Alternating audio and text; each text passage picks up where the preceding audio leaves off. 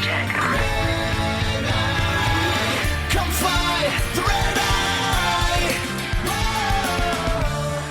Welcome aboard the Red Eye.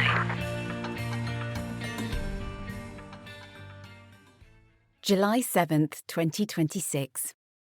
Well, hello and happy July, everyone. And for those of you who reside, like me, in the Northern Hemisphere, may we all have a beautiful summer month ahead.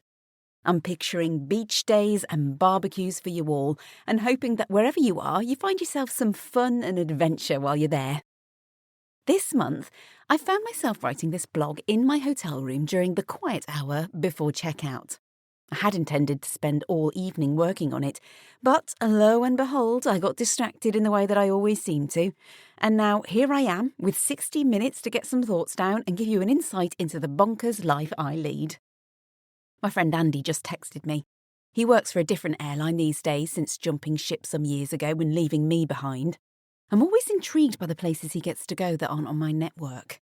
This time, he informed me that he'd just enjoyed a delicious pizza in Naples and was very pleased with his new hotel. And I can't say I wasn't a tad jealous. My reply to him, though? A photo of me in my bathrobe eating dinner. And a message that read, "I've spent all afternoon trying to find a vet for a street dog in Mumbai, and I'm now tucking into a room service curry before my flight home." Don't you think that's slightly crazy and yet somehow magical? Two friends from the UK living completely different lives at exactly the same moment. Him strolling around Naples eating authentic pizza, and me dodging tuk-tuks to feed street dogs and ordering paneer and kachumba as though it's something I eat every day. And that, in a nutshell, is one of the things I love most about this job. One day, you're sat at home trying to decide what to watch on Netflix, and the next, you're halfway across the world, navigating a city you've never lived in, eating food you couldn't pronounce 10 years ago, and having conversations you'd never have imagined.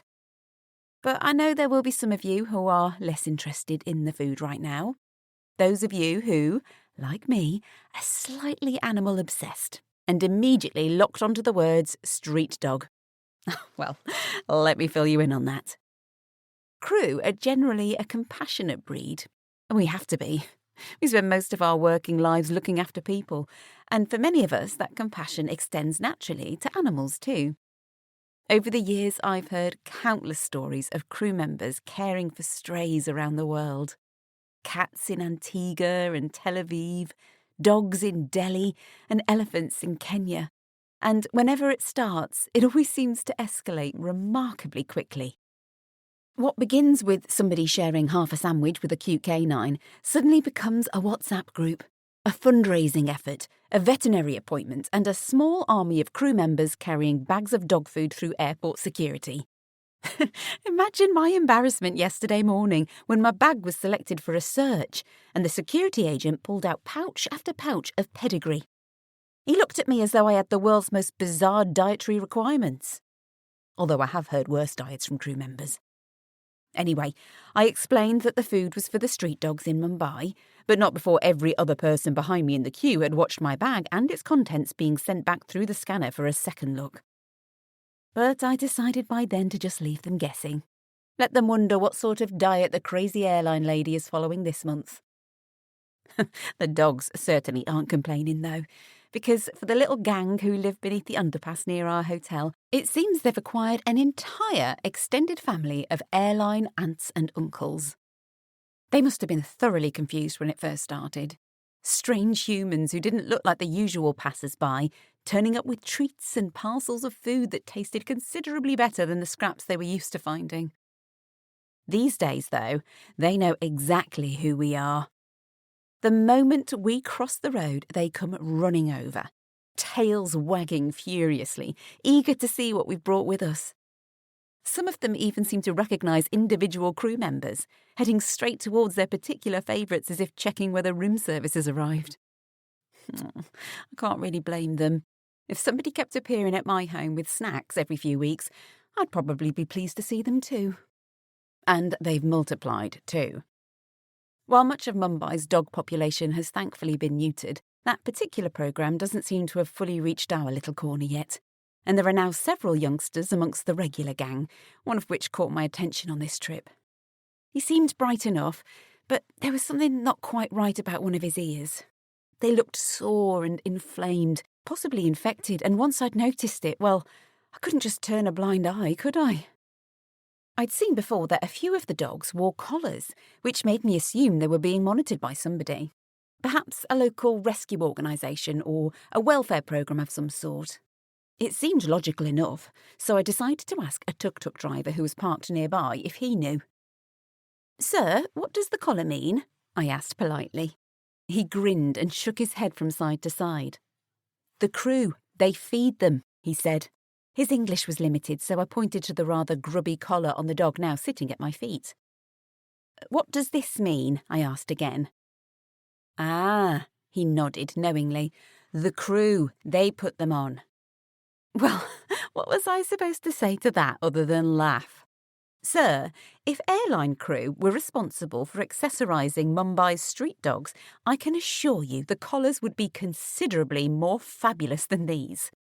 There would be probably matching sets, personalised name tags, and a heated debate in the crew room over choices of colour and gems. So I simply smiled, thanked him for his time and left it there, deciding he had nothing sensible to say. The puppy's ears still bothered me though, and before I knew it, after a chat with the hotel concierge, I disappeared down a complete internet rabbit hole trying to locate a local vet. One message became 3 messages, which became a social media post, which somehow became an entire network of flying animal lovers offering advice and pledges of more food coming. The wonderful thing about animal people is that they seem to appear from nowhere, whenever they're needed. By the end of the afternoon, a vet had been found, the dogs had been fed, several people had offered to keep an eye over upcoming trips, and what had started off as a passing concern about a puppy's ear had somehow turned into a small community project. I suppose that's how these things happen. You notice one animal, and then you notice another, and start bringing treats. You mention them to a few colleagues who begin stopping by as well, and before long you've accidentally adopted an entire underpass. The dogs certainly don't seem to mind the arrangement.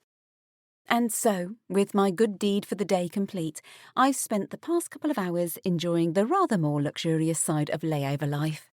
I've squeezed in a small gym session, demolished an excellent curry platter from room service, and now find myself preparing for the journey home. I always think there's something satisfying about leaving a place feeling as though you've done a little good while you've been there, even if it's only filling a few hungry bellies and earning a couple of wagging tails.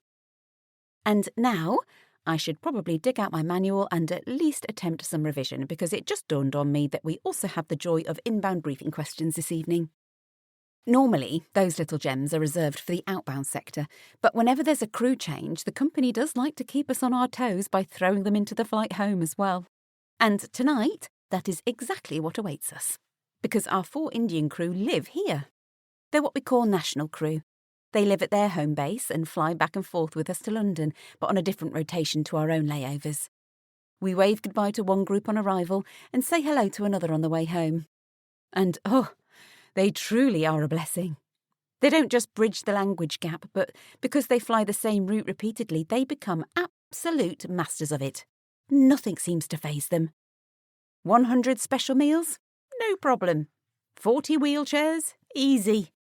They run the flight like a well-oiled machine, leaving those of us who only visit occasionally floating along in their calm wake and wondering what on earth we'd do without them. So I'll forgive them for cursing us with extra briefing questions because they change over at outstations.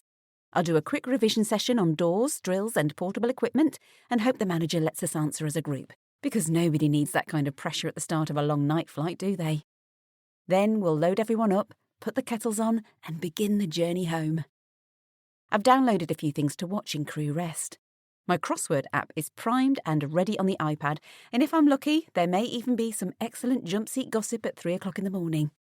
And if there is, I might just have to share it with the red eye. For now, though, I must dash. The wake-up call is looming. Pick-up follows an hour later, and of course we all have to be downstairs 15 minutes early to settle bills and sort ourselves out. Honestly, it does seem as though 1 minute you're checking in at London, and the next, poof, your 24-hour layover has vanished and you're on your way back home.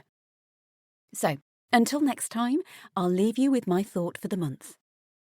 Wherever you find yourself, leave the hotel and see how other people and the animals live. And if you get a chance, do some good while you're there. It'll make you feel good too. Much love, Susan.